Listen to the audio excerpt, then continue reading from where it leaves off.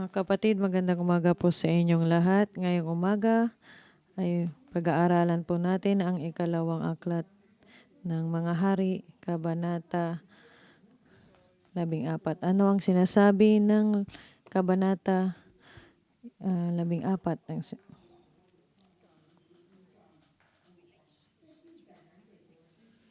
Ang relasyon ng Timog at Hilagang Kaharian.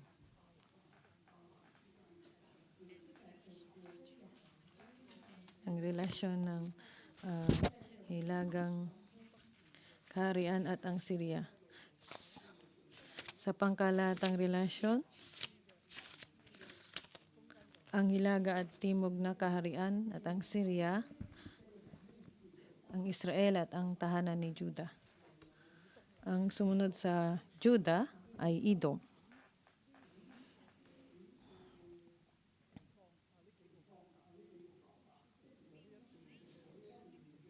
Ang mga bansa na ito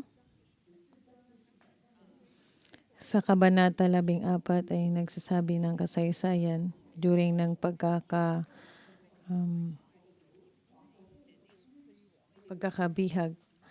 Ang mga tao ay nawasak at sila ay naisailalim ng pagkabihag. Sa aklat na ito, sa Samuel, sa ikalawang hari, sinasabi dito kung paano tratuhin ng Diyos ang tahanan ni Juda at ang Israel. Nang basahin natin ang kasaysayan, nakikita natin ang kalooban ng Diyos, naiintindihan natin ang kalooban ng Diyos sa mga nabihag na mga tao sa kalagitan ng kanilang pagkabihag. Sino ang Diyos? At sa atin, sa araw na ito, maraming revelasyon mula sa kasaysayan. Nakikita natin kung sino ang Diyos. Ngayong araw na ito, sa pangkalatang relasyon, sa isang malaking larawan or mas sigit pa na mas walawak pa papunta sa atin. Malalaman natin kung paano natin isa sa pamuhay ang ating buhay.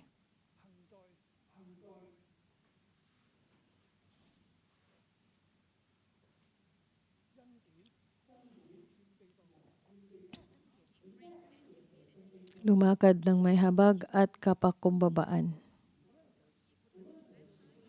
Sa masama o magandang kalagayan, anuman ang sitwasyon, anuman ang kalagayan, dapat tayong lumakad sa habag at kapakumbabaan, sa biyaya at kapakumbabaan.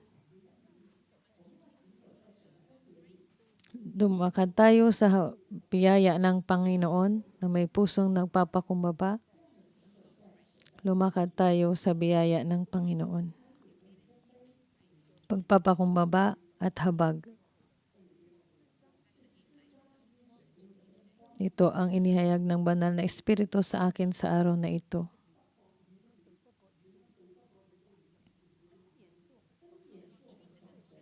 Kung paano tratuhin ng Diyos ang hilagang kaharian, ito ay dahil sa biyaya ng Panginoon. Pagpapakumbaba ay mula sa tahanan ni Juda. Kaya dapat tayong lumakad ng may pagpapakumbaba sa kasaysayan ng tahanan ni Juda. Habag at kapakumbabaan sa mga tao na nabihag. Sila ay dapat na humawak sa habag ng Panginoon na may pusong pagpapakumbaba. Sila ay sumunod sa Diyos. Sa kasalukuyan ay gayon din. Ang tahanan ni Juda at ang tahanan ni Israel ay mahina. Sila ay naging malakas sa maikling panahon lamang at sila ay ambisyoso. Sila ay naging mapanghangad at sila ay naging mahina sa mahabang panahon.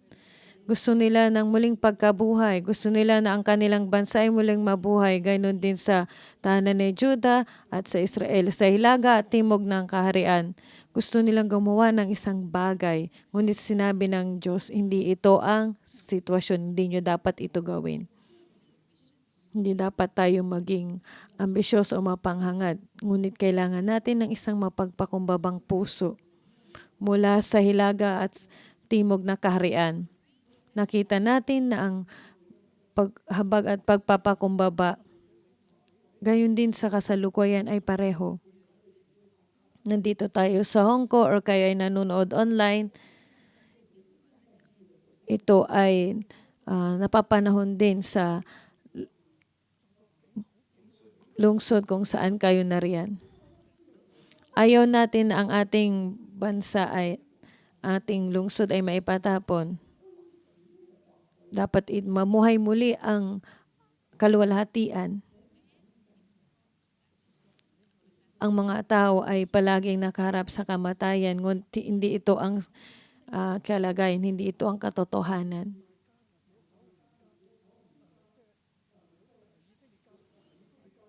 Ang layunin natin ay muling buhayin ang kaluwalhatian, ang kadakilaan. Hindi tayo katulad ng Juda at Israel, hindi na nais nilang buhayin ang kanilang kadakilaan sa panahon ni Solomon. Ang katulad nitong nasyonal na kapangyarihan. Hindi ito ang pagiging permiyado. Kailangan mong ituon ang iyong paningin. Kung itutuon mo ang paningin mo, ikaw ay mapapalayo sa Diyos. Ikaw ay hindi mapagpakumbaba. Kailangan mong tumayo sa biyaya ng Panginoon at lumakad sa na may pagkapakumbabaan. Ano ang naisip ng Panginoon? Ano alam ng Diyos ang kanyang pamamaraan? At kung tayo ay mamumuhay sa kasalukuyan tulad ng hilaga at timog na kaharian,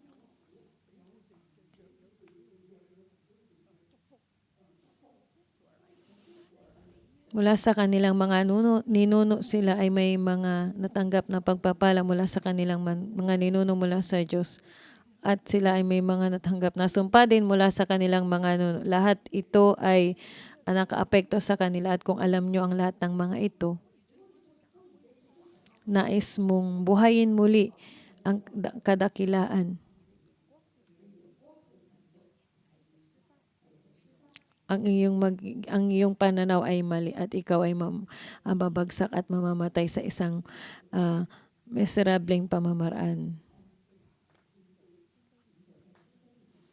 Kaya dapat tayong lumakad ng may pagkapakumbabaan at lumakad sa habag ng Diyos at sumunod sa Diyos.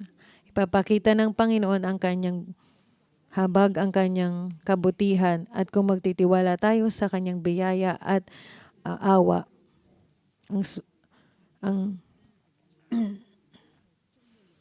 ang syudad at ang nasyon mula sa simbahan, kailangan nating pakawalan ang ganitong pananaw upang ang mga tao sa ating nasyon sa kasalukuyang panahon ay alam nila ang kanilang gagawin.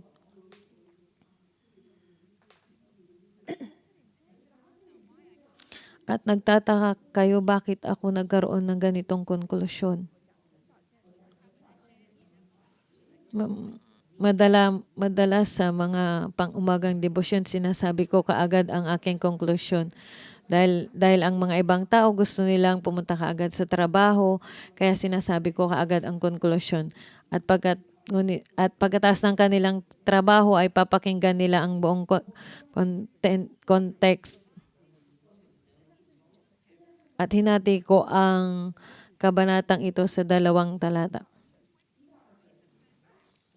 Sa talata 1 hanggang 22 ay ang unang paragraph or talata. Ito ay tungkol sa biyaya at pagpapakumbaba. Ito ay natin lang isang pangyayari. Depende sa inyo kung anong bahagi ng kwento kayo naroon.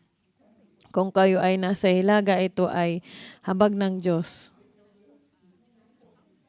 Kung kayo ay sa timog na kaharian, kailangan nyo ng pagpapakumbaba, mapagpakumbabang puso. Ngunit isa lamang ang dapat nating ilagay na pamagat, kaya hindi madali. Tinignan ko ito sa anggulo ng habag. Talata 1 hanggang 22.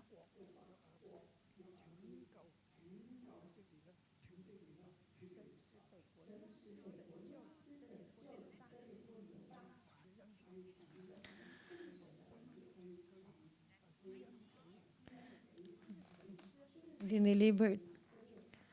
Ang Panginoon ay nagpakita ng habag sa tahanan ng Israel. Sa Hilaga, Kaharian, yan ang tahanan ni Jehu. Siya ang hari ng mga panahon mula kay Jehu. Pagkatapos kay Jehu,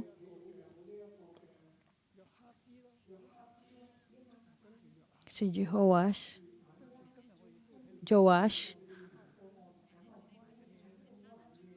At ngayon meron tayong isang Jeroboam. Pagkatapos kay Jehu, pinangako ng Panginoon sa mga henerasyon dahil siya ay masidhi sa Diyos.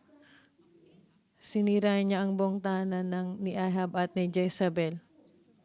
Oo, nakagawa siya ng maraming bagay. Pinatay niya ang maraming tao kahit na ang 42 prinsipe ng tahanan ng Juda ay pinatay ni Jehu. At sa mga pangyaring ito, kailangan niyang harapin ang sariling sumpa. Ngunit ipinangako ng Panginoon sa kanya dahil may ginawa pa rin siyang kabutihan dahil sa ika-4 na henerasyon ay uupo sa trono si Jehu, si Joash at Jeroboam. Si Jehoahaz at si Jehoas at si Jeroboam.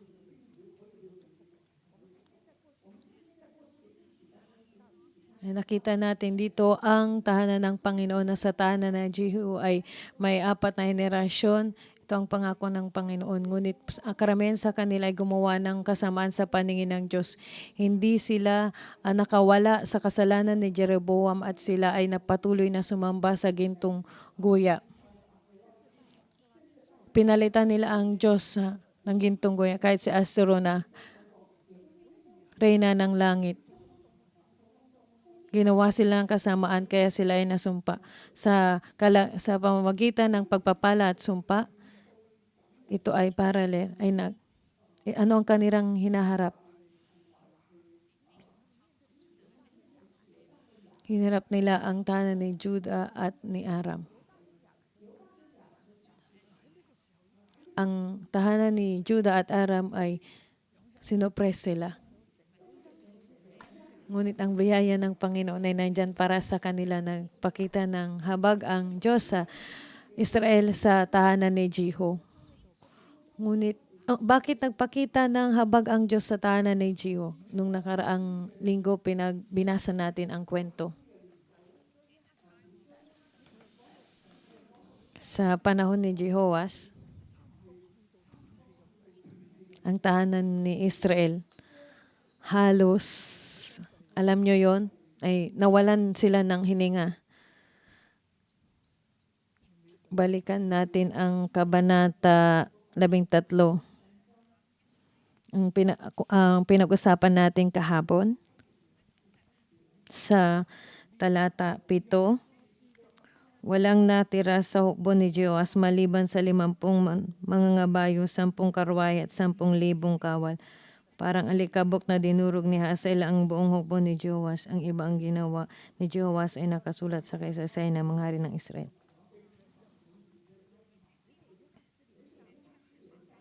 Limampung mangangabayo, 10 karwahe at 10 kawal. Sinira sila ng hari ng Syria na parang alikabok ang tahanan ng Israel.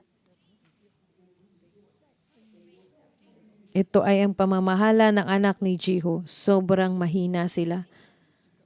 Ang nasyon ay halos masira ng lubusan. Sa punto ng sila ay halos lubusan ng mawasak, sila ay sumuko sa Syria at kinontrol ng Syria ang kanilang kapangyarihang militar, ang kanilang pinansyal. Sila ay nasa matinding opresyon. Sinira sila tulad ng alikabok. Nang sila ay halos mawala na, huling hininga na lang. Ngunit may habag pa rin ang Diyos sa kanila. Dahil inaalala naalala natin na si Jehoash ay humiling sa Panginoon, nagmakaawa sa Panginoon.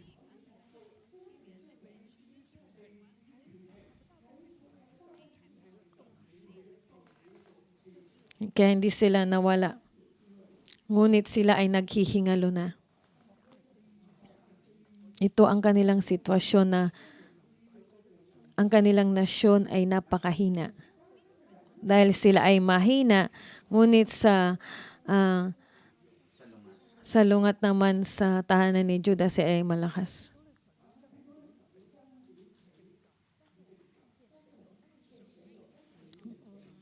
Ngunit nagpakita ng Diyos ang habag sa tahanan ng Israel sa tahanan ni Jehu. Bakit?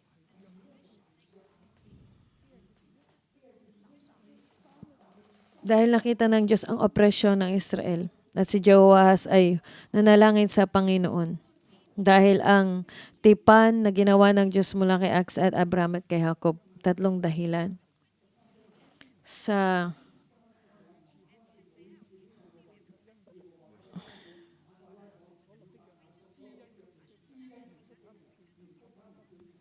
ang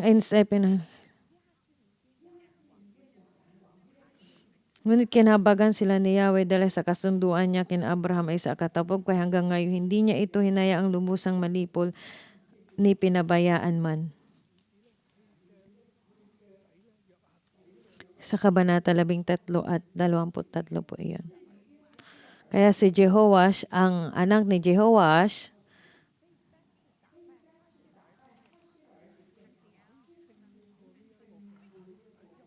so 3 beses siyang natalo ni Jehoash, nabawi nito ang lahat ng bayan ng Israel na nasakop ni Hazael na panahon ng paghahari ni Jehoash na ama ni Jehoash. Natalo niya ng 3 beses ang Syria, ngunit hindi niya ito lubusang nawasak. Kahapon, in-strike natin ang lupa ng 21 times. Ito ang ginawa natin kahapon. Sa response po iyon. Bakit ginawa natin ito kahapon? Dahil naniniwala ako na sa propesiya ng paggawa sa pamamagitan ng pananampalataya at sa pangangaral ng katotohanan, ano ang ginawa natin at pinangaral natin ay magkakaroon ng kaganapan.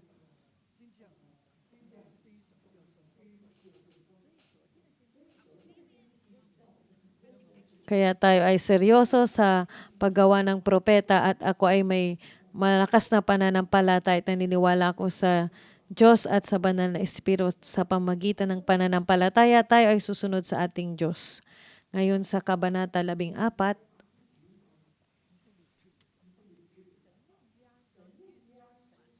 ginamit ng Panginoon si Jehoash upang mapalaya ang tahanan ng Israel mula sa tahanan ng Judah.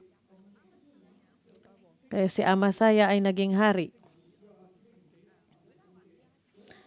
Sa talata 1 na 2 taon, ang anak ni Amasayas ay naging hari. Siya ay namuno ng 29 na taon at ang ina niya ay si Jehoiada na taga Jerusalem. Siya ay naging mabuti. Ang pangalan ng kanyang nanay ay Jehoiada na taga Jerusalem. Ito ang kanyang pangalan ay ang naisin ng Panginoon. Siya ay may magandang pagkatao. Ginawa niya ang tama. Hindi man siya katulad ng ama niyang si David. Hindi man siya katulad ng kanyang amang si David. Ngunit ginawa niya ang lahat ng magagawa niya tulad ng kanyang amang si Joash. Si Joash ay naghari ng mahabang Panginoon, siya lamang ordinaryo at hindi siya gumawa ng isang kakaiba. Ngunit si Joash ay lumaki sa isang matinding pagkatakot. Siya ay meron siyang insekuridad. Kaya hindi siya nakinig sa sa mga nakakatanda. Kaya nang mamatay si Jehoiada, ang kanyang puso ay tumalikod sa Panginoon. Siya ay nakikinig lamang kung sino ang dakila sa mga panahon na iyon. Siya ay sumamba sa mga ibang Diyos-Diyosan at siya ay nakinig sa mga namumuno, hindi sa mga pari. Nagbigay ng Panginoon ng mga pari upang para siya ay makinig at hindi siya nakinig. Sa huli, pinatay niya ang anak ni Jehoiada. Sa tingin ko, ang anak ni Jehoiada ay 30 hanggat 40 taon na mas matanda pa kay Joash.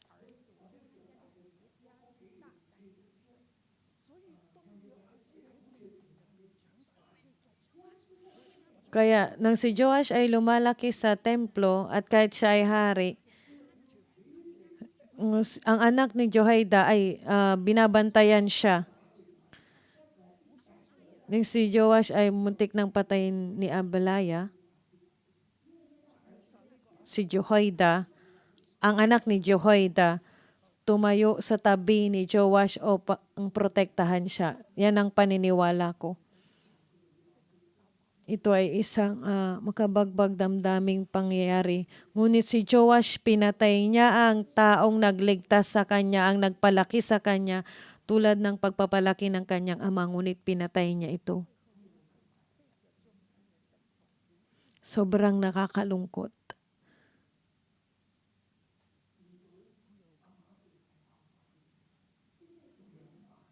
Ngayon si Amasaya, lumakad siya sa pamamaraan ng kanyang amang si Joash. Hindi man katulad ng kanilang amang si David, ngunit ginawa pa rin niya, sinundan niya ang yapak ng kanyang amang si Joash. Ngunit nang siya ay malakas na, pinatay niya ng matatag na ang kanyang paghari sa Juda, pinapatay niya ang mga opisyal na pumatay sa kanyang amang hari. Ngunit hindi niya idinamay ang mga anak ng mga ito dahil ito ang nasusulat sa aklat ni Moses. Kaya si Amasaya ay sinusundan lamang niya ang batas ng pagsiservisyo, ngunit siya ay may insekuridad sa kalooban ng kanyang puso. Gustong-gusto niyang gawin ang tama, gustong-gusto niyang malugod ang Diyos sa kanya. Yan ang puso ni Amasayas. Ngunit sa kanyang puso, tulad ng aking nabanggit, ang ating bansa ay muling dapat mabuhay ang kanyang kadakilaan. Yan ang tahanan ni Juda, ang puso ng tahanan ni Juda. So, kaya siya ay lumaban ang mga Edomita at nakapatay siya ng 10,000 Edomita. At gusto niyang sakupin ang tahanan ng Israel sa hilagang kaharian. At sinabi niya sa Joash, sabi niya, tayo ay magharap sa isang labanan. Hindi siya matalino. Kaya kung makikita natin ang habag ng Panginoon sa hilagang kaharian, ngunit sa timog na kaharian, sila ay hindi mapagpakumbaba, sila ay mayabang, sila ay mapagmataas. Gusto niyang gawin kaagad ang mga bagay. Nang maging matatag ng kanyang kanan, pinatay niya ang lahat. Gusto niyang sumunod sa batas, ngunit hindi siya tulad ni David. Kaya natalo niya ang Edom. Ngayon gusto niyang atakin ang tahanan ng Israel. Paano naman ang Israel? Kaya ang dalawang hari ay nagtagpo sa labanan.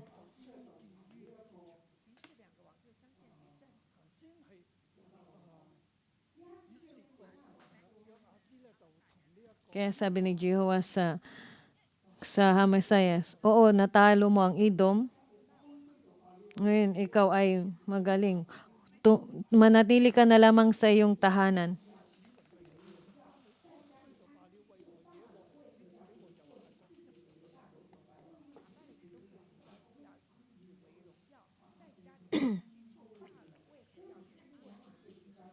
Makikita natin na ang puso ni Amasayas ay mayabang, hindi siya mapagpakumbaba. Hindi siya nanatili sa kanyang tahanan at gusto niyang makipaglaban. Ngunit kung makikipaglaban ka, dapat hanapin muna ang Diyos. Ngayon, tayong mga Kristiyano, kailangan nating sumunod sa ating Diyos na may pagpapakumbaba. Yakapin natin kung ano ang ibinigay sa atin ng Diyos. Ang Diyos pa rin ang naghahari sa lahat, sa anumang sitwasyon.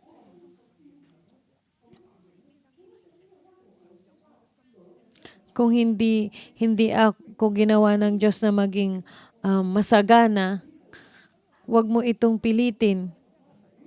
Yakapin mo kung ano ang binigay ng Panginoon. Binigyan ka na ng Panginoon ng higit pa at masayahan ka kung anong binigay ng Diyos sa iyo at makontento ka.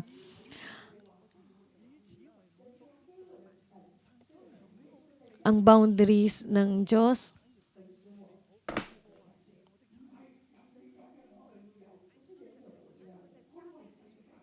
hindi ako tumitingin kung ano ang meron ng ibang tao. Ito ang pamamaraan ng mundo. Ngunit hindi ito ang pamamaraan ng Diyos. Kailangan nating tumingin sa Diyos. Ano ang ginagawa ng Diyos sa panahon na ito? Maaring hindi tayo nasa maayos na kalagayan, ngunit patuloy kong niyayakap ang Diyos dahil alam kong ang Panginoon ang makapangyarihan sa lahat. Ginagawaan ng Diyos ang mga bagay-bagay na may dahilan, kaya susunod lamang ako sa Diyos. Kaya Amasaya, dapat sumunod siya sa Diyos sa may katotohanan tulad ng ginawa ni David ng may pagpapakumbaba. Ngayon, ang hari ng Hilaga ay mapagpakumbaba, ngunit ang timog na kaharian ay pagmataas. Gusto niya atakihin gustong atakihin ng hilagang kaharian ang timog na kaharian. Kaya si Jehoash ang hari. Ngunit hindi pinansin ni Haring Amasayas ang sinabi ni Haring Diyos, kaya sumalakay ang hukbo ni Jehoash sa Betsemes na sakop ng Juda. Kaya si Jehoash ay nabihag niya si Amasayas at sinalakay ang Jerusalem. Iginuho niya ang pader nito mula sa pintong Ephraim hanggang sa pintoang sulong. Ito'y may habang halos ng 80 metro. Sinamsam niya ang mga pilak at ginto at ang mga kagamitan sa templo ni Yahweh at sa kabangyaman ng palasyo. Ang lungsod ay nasira, nawasak. Ang pader ng Jerusalem ay nawasak. At ang hari ay nabihag.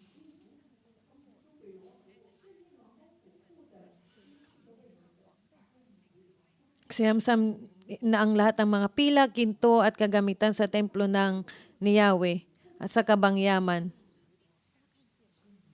Kung titignan nyo, ang tahanan ni Juda ay nawala rin sa huli.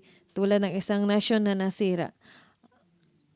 Una nilang naranasan na ang nasyon ay nasira, ngunit hindi sila nagbalik loob. Siya ay lumakad ng may pagmamataas. Ngunit ang hilagang kaharian ay lumalakad ng may habag.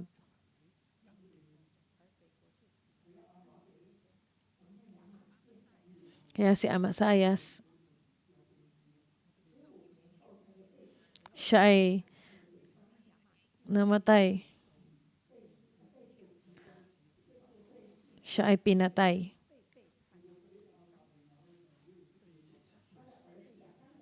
At ang kanyang anak ay naging hari kapalit sa kanyang trono.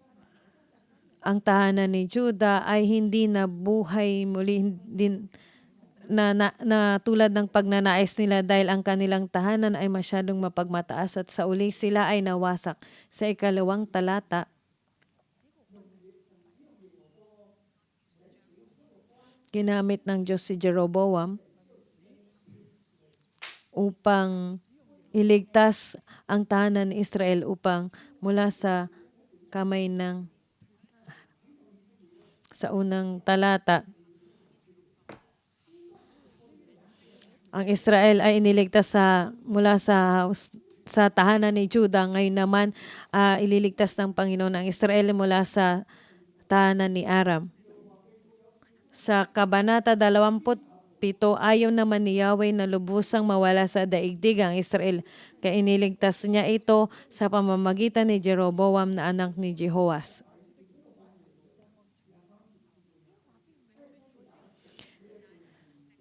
Sa talata 23 hanggang 29, ang 27 ang pinakasusi.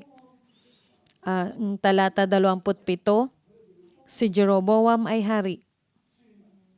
naging hari. Ang apo ni Jehu. Ang ikatlong henerasyon ni Jehu. Jehoas at si Jeroboam. So ikatlong henerasyon na apo ni Jehu. Kaya sa panahon ni Jehoas, sila ay iniligtas mula sa kamay ng mga Juda. Dahil sa panahon ni Jehoas, sila ay sobrang mahina. Sila ay naghihingalo na, sila ay tumawag sa Panginoon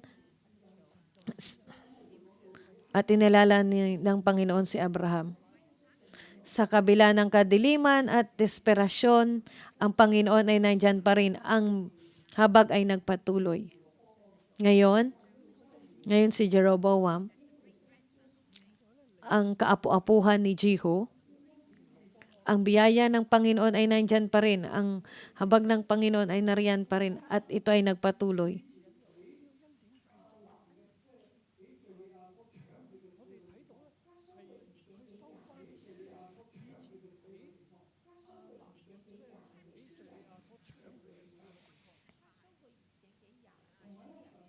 Nakuha niya muli ang mga bagay na nasamsam ng mga Syria.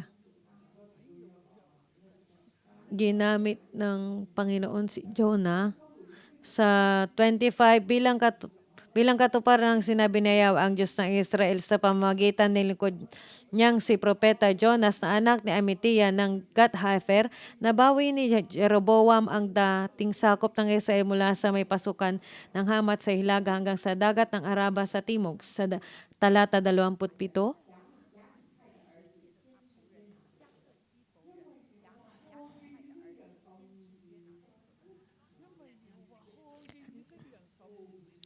nakita ng Panginoon ng kalagayan ng Israel ay sobrang napakapait at sa tingin nila ay wala nang tutulong pa sa Israel.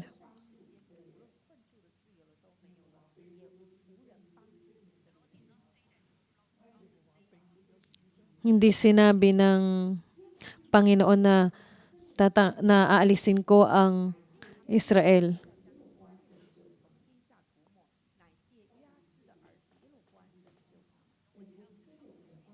Walang sino mang tumulong sa tahanan ng Israel ang hilagang kaharian. Kaya sila ay sobrang bumagsak. Ang pagharap nila sa Aram ay sobra silang nahirapan. Sa ilang taon, ilang dekada, sila ay nahirapan. Kaya ang Diyos ay naalala sila. Sa huli, walang tumulong sa kanila. Kaya itinayo niya si Jonas na magpropesiya. Namatay na si Eliseo. Ngayon, ito si Jonah. Tinulungan niya ang Israel.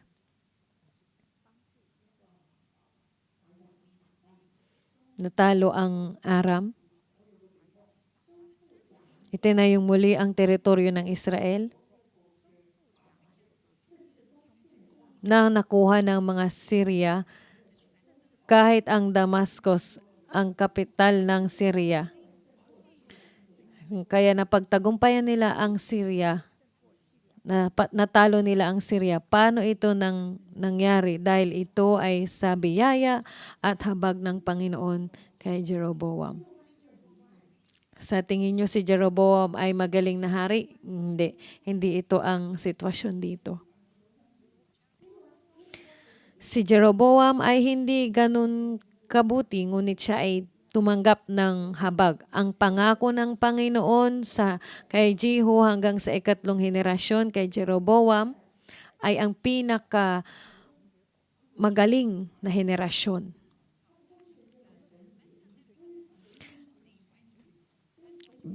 Kinahabagan sila ng Panginoon dahil sa kanilang mga pinagdaanan. Kaya itaniyo muli sila ng Panginoon. Tulad ng tahanan ni Judah, gusto nilang tumayong muli. Gusto nilang makita muli ang kanilang kadakilaan tulad ni Solomon. Ngunit sila ay bumagsak sa salungat kay Jeroboam. Hindi siya ganon kaambisyoso. Ngunit nagawa niyang makuha muli ang teritoryo na kinuha ng mga taga-Syria.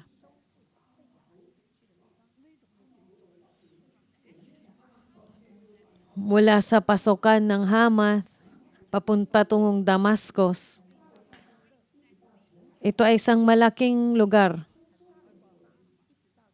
patungo sa Araba. Nakuha nila lahat ang teritoryo. Ayaw niyang maging katulad ni Solomon. Ngunit meron siyang katiting na pagkatao ni Solomon. Nabuhay ng kaunti sa kanya si Solomon. At ang mga tao sa pagkakabihag,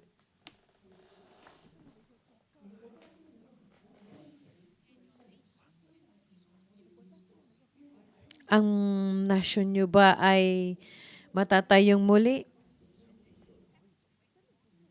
At hindi ito mangyayari sa paraan na gusto natin, kundi ito ay dahil sa habag ng Panginoon.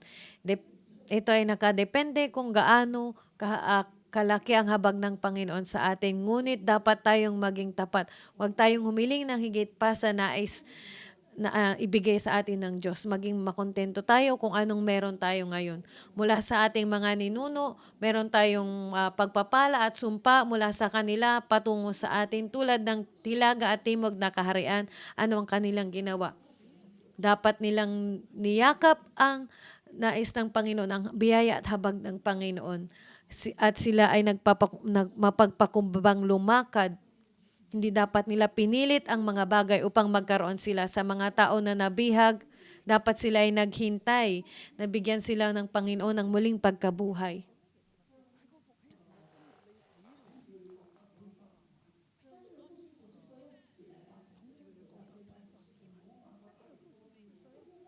Hindi na baliktarin ang mga tao na nasa ilalim ng iyong pamumuno.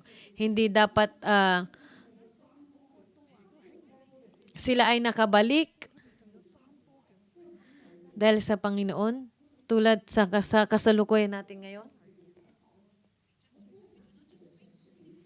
Hindi lang natin iniisip ang syudad or sa Hong Kong, sa mga nanonood online o sa mga nakikinig online, kahit gaano kasagana ang inyong lungsod, hindi mo pwedeng sabihin na dapat ako gumawa ng isang bagay. Ang kabaliktaran nito ang mangyari dahil ang kabaliktaran ay nasa kamay ng Panginoon. Ngayon, kailangan tayong tumingin sa biyaya at habag ng Panginoon. Magpakumbaba tayong sumunod sa ating Diyos. At tunay na matuto tayo sa pamaraan ni David at ang Diyos ay pagpapalain tayo. Katulad ng mga nagtatrabaho sa secular, kung anong position meron kayo ngayon, kung hindi pa kayo CEO, huwag niyong pilitin o gumawa kayo ng hindi maganda, patayin ng yung CEO or saksakin siya ng patalikod. Huwag niyong pilitin na hilahin siya pababa. Sa halip, tumingin tayo, hanapin natin ang Panginoon. Kung ano man ang binigay ng Diyos, ikaw ay magalak sa araw-araw, magalak ka at pumunta sa trabaho. Maging mabuti, maging mabait sa lahat.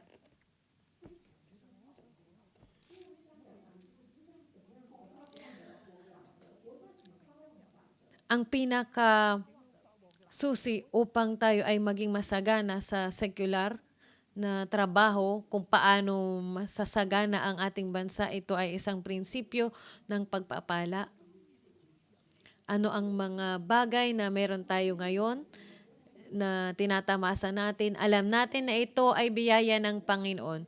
Maaling sa secular, sa marketplace o sa political, na sa political, pinag-uusapan natin ang posisyon, ang kapangyarihan. Sino man ang pinakamakapangyarihan ay siya ang may kapangyarihang magkontrol. Sa tingin mo na ikaw, the more na ikaw ay maraming ginagawa, ikaw ay mas malakas, sa tingin mo ay mayroong mas magandang kalalabasan. Ngunit mga kapatid, ang prinsipyong ito ay limitado lamang. Ikaw ay magdadala ng mga hindi magandang epekto. Dapat nating gamitin ang pamamaraan ng Diyos. Nais ng Diyos na pagpalain tayo. Lumakad tayo sa paraan ng Diyos upang makita natin ang pagpapala ng Panginoon. Lahat na meron tayo ay galing sa biyaya ng Panginoon, hindi dahil sa iyong sariling kakayanan. Hindi ko sinasabi na huwag kayong magtrabaho. Gawin ninyo ang dapat. Tulad ni Amasayas, gusto niyang maging masagana ang Juda, ngunit siya ay sa huli, nagkaroon ito ng isang terribleng katapusan. Ang hilagang kaharian ay lumakad sa habag ng Panginoon. Nabawi nila ang lahat ng mga teritoryong nawala. Ito ay dahil sa biyaya ng Panginoon.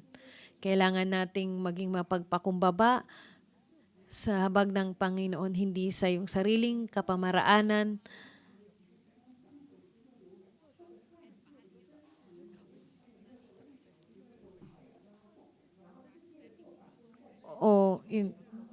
Wag mong gawin ng saksakin patalikod ang iba, itulak ang iba, alisin ang iba sa iyong daan upang ikaw ay ma-promote. Hindi ito dapat. Sa halip, magiging katulad ka lamang ni Satanas. Gusto mo itaas ang iyong sarili, ngunit balang araw ikaw ay babagsak. Ano ang dapat gawin ng mga Kristiyano? Magpakumbaba tayo, ipakumbaba natin ang ating sarili at tumingin tayo sa Diyos at itataas tayo ng ating Panginoon. Sa secular na trabaho, sa marketplace, sa national level, tulungan nawa tayo ng Panginoon. Ito po ang pagtatapos ng mensahe sa umagang ito. Maraming salamat.